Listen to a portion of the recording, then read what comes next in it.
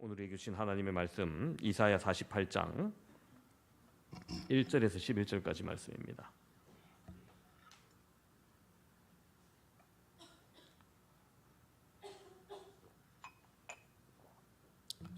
이사야 48장 1절에서 11절까지 제가 봉독하도록 하겠습니다. 야곱의 집이여 이를 들을지어다. 너희는 이스라엘의 이름으로 일컬음을 받으며 유다의 허리에서 나왔으며 여호와의 이름으로 맹세하며 이스라엘의 하나님을 기념하면서도 진실이 없고 공의가 없도다.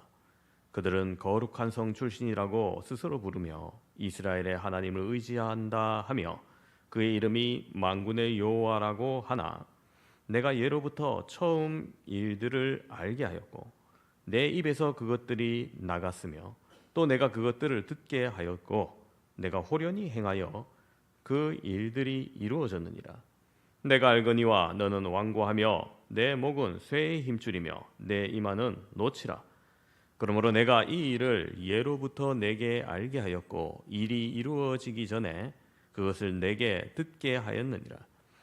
그것을 내가 듣게 하여 내가 이것을 내 신이 행한 바요 내가 새긴 신상과 부어 만든 신상이 명령한 바라 말하지 못하게 하였느니라. 내가 들었으니 이 모든 것을 보라. 너희가 선전하지 아니하겠느냐. 이제부터 내가 새 일 곧 내가 알지 못하던 은비한 일을 내게 듣게 하노니 이 일들은 지금 창조된 것이요 옛 것이 아니라 오늘 이전에는 내가 듣지 못하였으니 이는 내가 말하기를 내가 이미 알았노라 하지 못하게 하려 함이라. 내가 과연 듣지도 못하였고 알지도 못하였으며 내 귀가 옛적부터 열리지 못하였나니 이는 내가 정령 배신하여 모태에서부터 내가 반역한 자라 불린 줄을 내가 알았음이라. 내 이름을 위하여 내가 노하기를 더디할 것이며 내 영광을 위하여 내가 참고 너를 멸절하지 아니하리라. 보라, 내가 너를 연단하였으나 은처럼 하지 아니하고 너를 고난의 풀무불에서 택하였노라. 나는 나를 위하며 나를 위하여 이를 이룰 것이라. 어찌 내 이름을 욕되게 하리요 내 영광을 다른 자에게 주지 아니하리라. 아멘. 사랑하는 성도 여러분, 역사 속에는 실패로 끝날 것 같은 삶이 또 오히려 새로운 역사의 밑거름이 되는 경우가 있습니다. 그 가운데 한 사람, 도상 안창원 선생이 참 그런 삶을 살았습니다. 안창원 선생은 조국의 독립을 위해서 일생을 바쳤습니다. 그러나 그의 삶은 곳곳에서 자세히 들여다보면 늘 성공보다는 실패와 좌절이 따랐습니다. 평안남도 강서군에서 농부의 셋째 아들로 태어납니다. 평양의 동촌에서 살면서 서당에서 한학을 배우며 유년기를 보낼 때 청일전쟁이 일어납니다. 우리나라의 전쟁도 아닌데 외세의 전쟁에 이렇게 나라가 엉망이 돼야 하는가. 그리고 더 큰 세상을 경험하고자 서울로 올라와 언더우드 선교사의 경신학교에 입학하면서 3년 동안 신교육과 기독교 교육을 받게 됩니다. 졸업 후 사회로 나온 20세 청년 안창호는 독립협회에 가입하면서 평양에서 민중의 각성을 촉구하는 연설을 하면서 명성을 점점 쌓아갑니다. 계몽운동과 교육을 통해서 백성의 뿌리부터 각성해야 이 나라의 미래가 있다고 생각했기 때문입니다. 1898년 서울 종로에서 열린 만민공동회에 참가하여 그 뜻을 펼치고자 했지만 친일협회, 황국협회의 무고와 습격으로 독립협회와 또 만민공동회가 해산됩니다. 그렇게 고향으로 돌아와 교육과 기독교 전도운동에 힘씁니다. 학교도 세우고 또 탄포리 교회도 설립하는 등 계속해서 나라를 바꾸기 위해서 뭔가 노력을 하는데 그러다가 선진 교육을 통하여서 더욱더 교육 전문가가 되고자 1902년에 미국의 유학길에 오르게 됩니다. 이때부터 안창호 선생은 참 미국, 만주, 하와이, 중국, 국내 등 계속 떠돌면서 지내게 돼요. 가는 곳마다 한인 교포들의 단결과 계몽을 위해서 활동하다가 또 방해가 오고 쓰러지고 또 대한제국의 국권 회복을 위해서 노력을 했지만은 독립운동은 빈번히 막히고 함께했던 동지들마저 흔들립니다. 그렇게 그는 일제 경찰에 붙잡히기를 반복하고 옥고를 치르고 병이 들고 지쳐 결국은 해방을 보지 못하고 1938년 세상을 떠납니다. 참 인간적으로 보면은 얼마나 계란으로 바위치기를 했던 인생입니까? 얼마나 허망한 삶처럼 보입니까? 그러나 하나님은 그 노력들을 단순한 실패와 고난으로 끝내지 않으셨습니다. 도산 안창호 선생이 강조했던 그 교육과 인격운동, 또 후세를 세우는 일은 해방 이후에도 한국 사회와 또 교회와 민족의 미래에 깊은 영향을 미쳤습니다. 당대에는 실패처럼 보였던 삶이 사실은 새로운 역사를 열어가는 하나님의 씨앗이 되었던 것이죠. 오늘 본문의 말씀도 당대에는 의미 없어 보일 예언처럼 들릴진 모르나 분명한 하나님의 경고요 핑계치 못할 일임을 하나님께서 알리기 위해 말씀하십니다. 그리고 그 상황 속에서도 미래에 대한 하나님의 놀라운 씨앗이 있음을 말씀합니다. 오늘 우리가 읽은 이사야 48장은 유다가 아직 멸망하기 전에 주어진 말씀입니다. 당시 유다는 겉으로는 우리는 여호와의 백성이다 말했지만 실제로는 우상을 섬기며 하나님을 떠나 있었습니다. 하나님은 이사야를 통해서 앞으로 일어날 일들, 예루살렘의 멸망과 바벨론 포로의 생활 그리고 해방까지 일을 미리 말씀하십니다. 왜 그렇게 하셨을까요? 백성들이 나중에 가서 이것은 우상이 했다 혹은 스스로 이루어낸 일이라 말하지 못하게 하기 위함입니다. 하나님께서 역사의 주권자이심을 분명히 드러내는 것입니다. 오늘 본문은 우리에게 유다와 같은 껍데기 신앙을 버리고 말씀하신 하나님을 신뢰하며 징계 속에서도 새 일을 행하시는 하나님을 바라보고 모든 영광을 하나님께 돌려야 한다는 메시지를 줍니다. 먼저 우리가 본문을 한번 살펴보면은 1절 말씀에 야곱의 집이여 이를 들을지어다 너희는 이스라엘의 이름으로 일컬음을 받으며 유다의 허리에서 나왔으며 여호와의 이름으로 맹세하며 이스라엘의 하나님을 기념하면서도 진실이 없고 공의가 없도다 말합니다. 자, 여러분 여기서 하나님께서 야곱의 집이여 하면서 이사야 선지자를 통해서 그들을 부르시고 들을지어다 말씀합니다. 중요한 선포를 하라고 사람들에게 집중을 요하게 하는 겁니다. 야곱의 집 그리고 너희는 이스라엘 이름으로 일컫는 받는 자. 동등하죠. 야곱이나 이스라엘이나. 그리고 여기까지는 남반북 이스라엘 12지파 전체를 말하고 그 다음에는 뭐라 얘기합니까? 유다의 허리에서 나왔고 남유다를 얘기하는 겁니다. 자, 삼중적인 반복법으로 그들을 부르신 후에 여호와의 이름으로 맹세하며 이스라엘의 하나님을 기념하면서도 그들은 무슨 특징을 가지고 있었다는 겁니까? 진실은 없고 공의가 없었다 얘기합니다. 즉 하나님 믿는다고 하면서 껍데기뿐이었다는 거예요. 여러분 우리나라에서 좀 믿음의 가문 오래된 가정 몇 대 집안이다 어느 정도 되겠습니까? 저희 딸까지 합치면 저희 집안이 한 5대 되는데요. 아마 일찍 장가가고 결혼해서 많이 낳았으면 한 6대까지 갈 수도 있을지 모르겠습니다. 1980, 90년대 들어온 선교사들로부터 통해서 복음을 받아들인 집안이 아마 가장 빠른 집안일 겁니다. 한 130년쯤 일이죠. 근데 여러분 이 이스라엘 사람들 아브라함 때부터 믿어온 믿음의 집안입니다. 그럼 이사야 시대로부터 1300년 전부터 믿어온 사람들이에요. 우리보다 10배는 더 오래된 믿음의 집안들이죠. 그럼 그들의 신앙 상태에 대해서 어떻게 말할까요? 2절은 이렇게 얘기합니다. 그들은 거룩한 성 출신이라고 스스로 부르며 이스라엘의 하나님을 의지한다 하며 그의 이름은 만군의 여호와라고 하나. 그래요. 겉보기에는 우리는 선민이야. 우리는 하나님을 의지해. 만군의 여호와께서 우리를 돌보신다. 말은 그렇게 하지만 실제 삶은 전혀 그렇지 않았다는 겁니다. 말은 하나님을 기념하고 그 입술로 맹세도 하고 그 이름으로 여호와를 부르면서 진실과 공의를 행하지 않았습니다. 입술로는 신앙을 고백하지만 삶은 달랐다는 거예요. 여러분 이게 오늘 우리도 마찬가지일 수 있습니다. 대문에 교패는 있고 어디 가서 야 나 교회 다녀. 나 집사야. 예수님 믿어 할 수도 있습니다. 교회 나와서 찬양도 부르고 예배도 드리고 기도도 하지만 세상에서는 전혀 열매 없고 그저 내가 살아갈 재물이나 안락이나 건강을 위해서 살아가는 세상 사람들과 다를 바 없는 모습으로 살아갈 수 있습니다. 하나님께서 우리에게 주시는 거룩한 계획과 비전에는 전혀 관심이 없이 살아가는데 당장 내게 필요한 복에만 급급하며 살아갈 수 있다는 겁니다. 그런 껍데기 신앙을 하나님은 기뻐하지 않으십니다. 하나님은 우리에게 진실한 마음과 삶을 원하십니다. 계속해서 3절을 보면은 이게 표준 세번역으로 보면 좀 더 이해가 빠릅니다. 내가 이미 옛적에 장차 일어날 일들을 알려주었다. 내가 직접 나의 입으로 그것을 예고하였고 내가 그것을 직접 들려주었으며 그 일을 내가 호련히 이루었다. 그렇습니다. 하나님께서 이미 알려주셨고 직접 경고하셨고 갑자기 이룰 거라는 거예요. 하나님은 역사의 주관자이십니다. 그래서 장차 일어날 일들을 미리 말씀하시고 그대로 이루십니다. 여러분 출애굽 사건도 그렇습니다. 하나님께서 모세를 통해서 미리 말씀하셨고 그것을 이루셨습니다.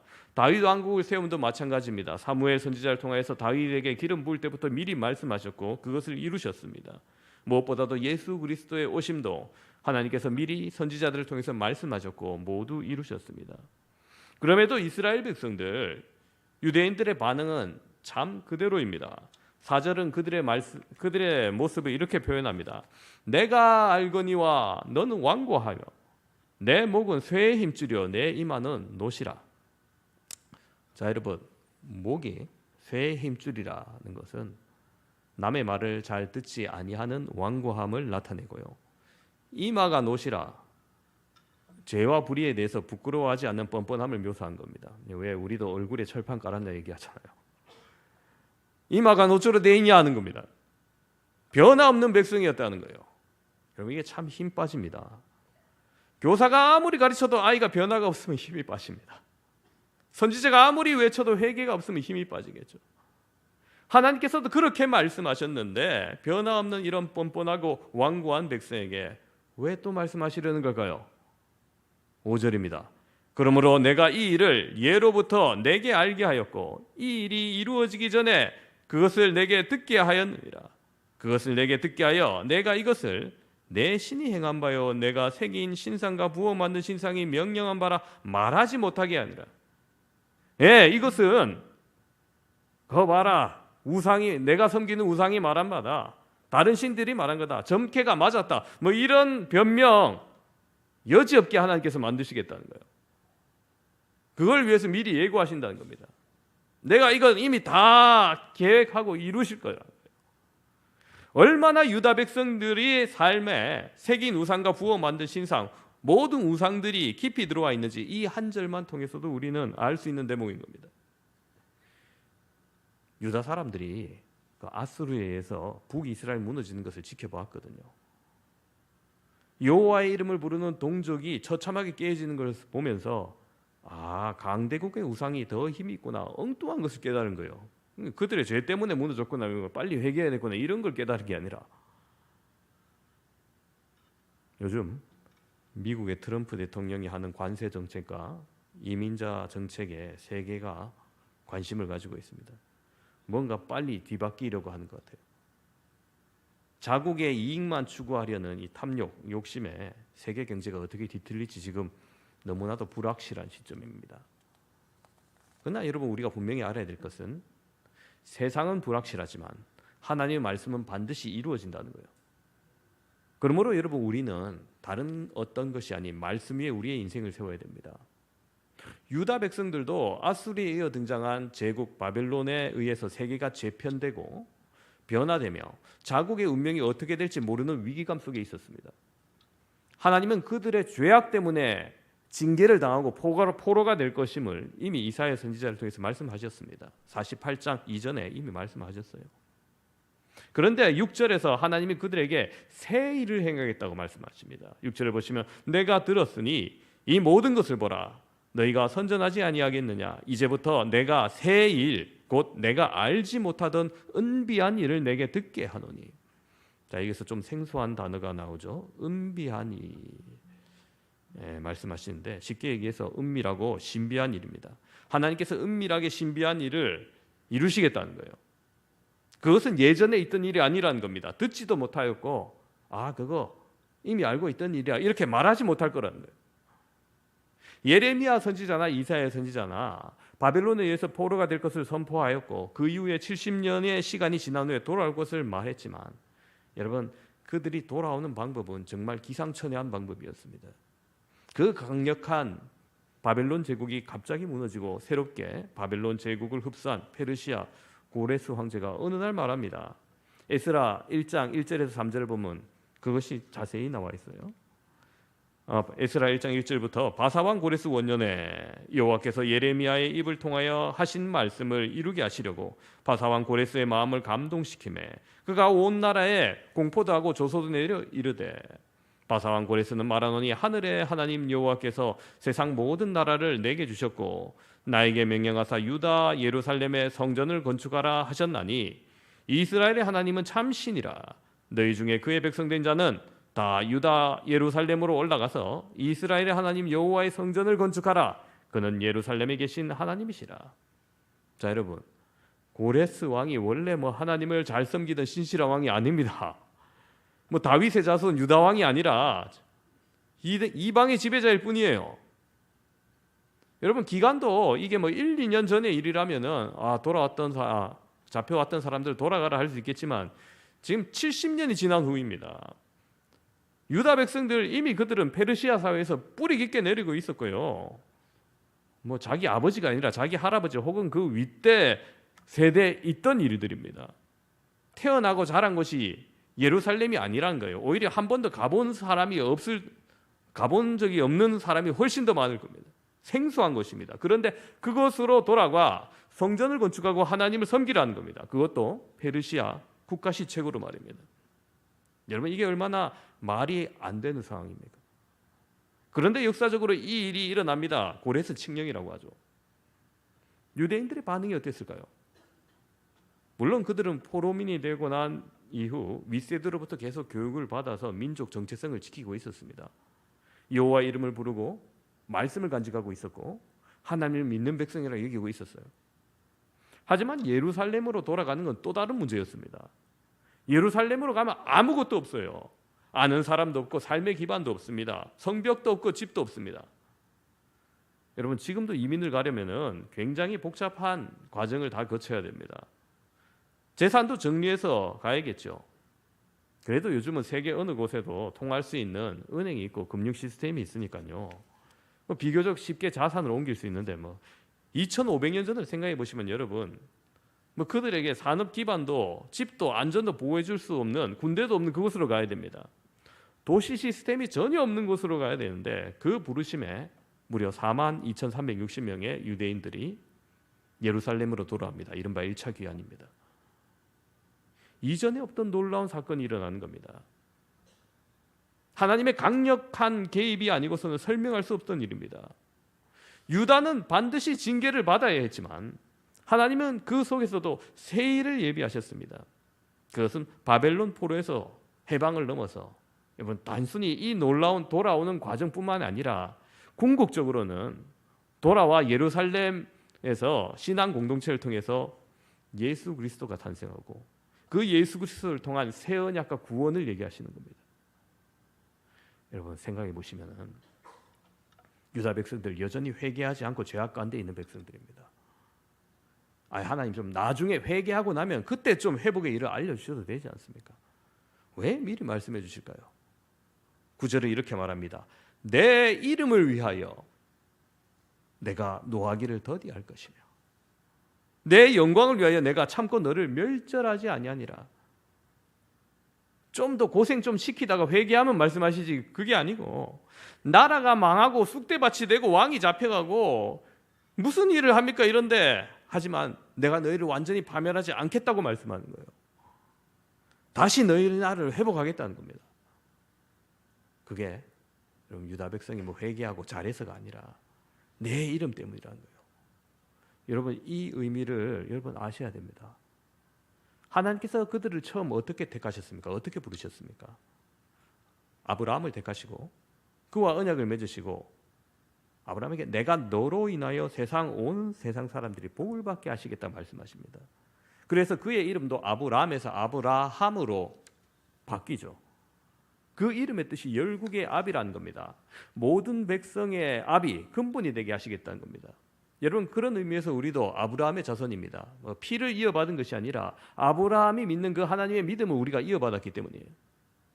여기에 하나님의 인류를 향하신 계획이 있는 겁니다. 아브라함의 자손, 그 믿음의 자손들을 통해서 이 땅의 모든 사람들이 신앙 공동체가 되고 이 땅의 모든 사람들이 하나님 앞에 나오는 그런 꿈과 비전을 가지게 하신 겁니다. 그래서 이스라엘은 구원으로 이끄는 온 세상의 디딤돌 역할로 그들을 선택하시고 그 역할을 주신 겁니다. 그런데 이스라엘은, 유다는 그 목적을 완전히 잊어버렸습니다. 축복의 통로임을 잊어버린 유대인들, 선민사상에 젖어서 다른 민족들, 이방인들을 멸시하죠.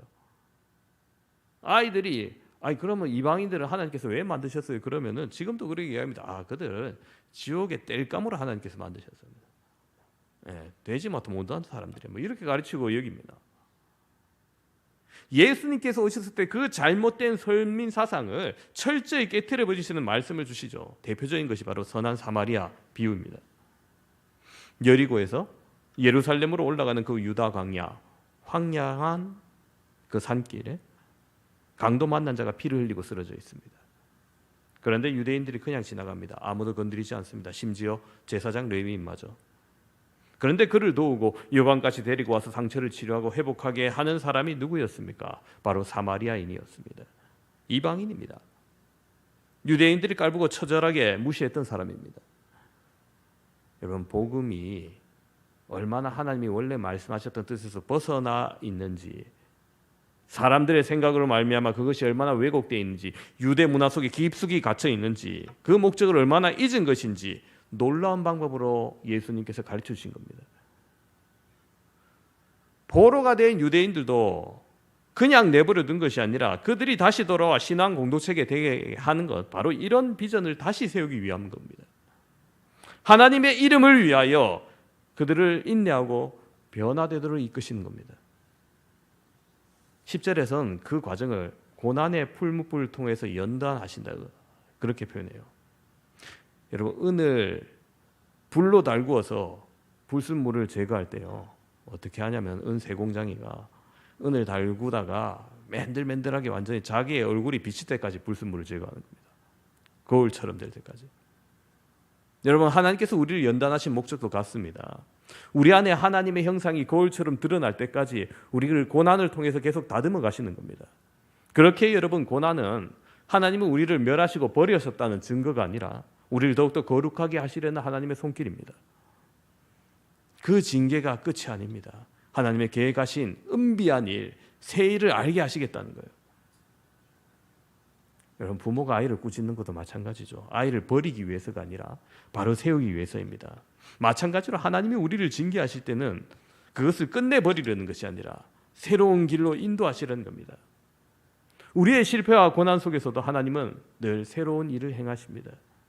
넘어짐이 끝이 아니라 새 출발의 기회가 될 수 있다는 것입니다. 그리고 오늘 본문 마지막 11절을 이렇게 선언합니다. 나는 나를 위하며 나를 위하여 이를 이룰 것이라. 어찌 내 이름을 욕되게 하리요 내 영광을 다른 자에게 주지 아니하리라. 그렇습니다. 하나님은 이스라엘을 구원하신 이유, 그들이 잘했기 때문이 아니라는 거예요. 구원받을 만한 일을 했고 선행을 쌓아왔기 때문이 아니라는 겁니다. 오직 하나님의 이름과 영광을 위해서입니다. 오늘 우리는 이 하나님의 이름과 영광을 위해서 살아가고 있습니까? 여러분, 이 질문에 솔직히 저도 두렵고 떨리는 마음이 있습니다. 껍데기는 하나님의 이름을 부르고 겉보기에는 하나님을 의지하며 살아가고 있지만, 여러분, 우리가 그들에 비해서, 하나님께 지금 질책당하고 징계받고 있는 유대인들에 비해서 우리의 모습은 좀 더 나아 보입니까? 질문해 봐야 된다는 거예요. 여러분, 그들도 제사 지냈습니다. 예배 드렸어요. 그들도 절기 지켰습니다. 하지만 껍데기뿐이었다는 겁니다. 허울뿐이 신앙이었다는 거예요. 우리의 모습은 어떻습니까? 여러분의 삶 속에서, 가정 속에서 여러분 진짜 의지하는 것이 무엇입니까? 아이들에게 이 대학은, 이 정도 대학은 반드시 가야 돼. 여기 가야지 네 미래가 있어. 그렇게 학벌의 미래를 맡김으로 가르치고 있지는 않습니까? 물론 아이들이 뭐 자신의 미래를 위해서 노력하는 거 하나님 기뻐하실 일입니다. 그런데 여러분 그 정도가 아니라 오직 그들의 미래가 거기에 달려 있다고 가르치지는 않냐는 겁니다. 우리 자신의 미래 노후도 마찬가지입니다. 혹시 돈에 의지하고 맡기고 있지는 않습니까? 전부 다 좀 요즘 편하게 위탁하려고 그래요. 아이의 신앙은 교육에 맡기고, 교회에 맡기고, 뭐 교육은 학원에 맡기든지 학교에 맡기든지. 정작 자신의 역할은, 가정의 역할은, 그리스도인으로서의 뭔가 역할은 별로 없는. 뭐 그렇게 쉽게 편하게 가면 되지 않느냐. 여러분 그렇게 허울뿐인 그리스도인 가정이라면, 그리스도인으로서 아무 기능이 없다면, 아무런 그리스도인으로서의 향기가 없다면, 여러분 우리가 그렇게 대충 살아가기에 편하게 살아가기 원한다면, 여러분 자녀들도 그걸 알아요. 뭐 우리 아버지 어머니 뭐 허울뿐이네. 결국 성인이 되고 자립할 때 교회를 떠나게 됩니다. 그들이 보는 눈에도 허울뿐인 그리스도인 가정, 그리스도인 기능 알기 때문이에요. 뭐 그거 허울뿐이고 굳이 왜 해야 되냐. 이번 주 제가 노회 공천위원회 모임 때문에 이틀 전에 향상교회 가서 회의를 하고 저녁 식사를 하자 해가지고 그 교회 성도 집사님이 운영하는 이탈리안 레스토랑에 갔습니다. 목사님께서 이 집사님에 대해서 잠깐 이야기를 해주시는데요. 그 식당 사장님이 집사님이시죠. 어느 날 목사님의 설교를 듣고 내가 주일을 온전히 하나님께 드려야겠구나 결단을 하고 식당 문을 열지 않기로 합니다. 대형 상가의 위치에 있어서 월세도 상당할 건데 말이죠. 결단한 겁니다. 그리고 코로나가 찾아와요. 여러분 자영업자들한테 얼마나 힘들고 어려운 시기였습니까? 그죠? 근데 이분이 은혜를 받으니까 그 팍팍한 삶 속에서도 내가 섬길 수 있는 게 무엇일까를 고민합니다. 그러다가 내가 이걸로 섬길 수 있겠지 하면서 자신의 레스토랑으로 섬기겠다는 거예요. 그러니까 교회가 크니까 장애인 부서가 있습니다. 참 장애인 아이를 데리고 사는 건 얼마나 힘겨운 일입니까? 그런데 그들을 위로하기 위해서 주일 오후 예배까지 다 마친 후에 장애인 부서에 속해 있는 한 가정씩 자신의 식당으로 주일 모든 순서가 마친 다음에 초대하는 거예요. 그리고 그 저녁은 오직 그 한 가정만을 위해서 음식을 내고 서빙을 합니다.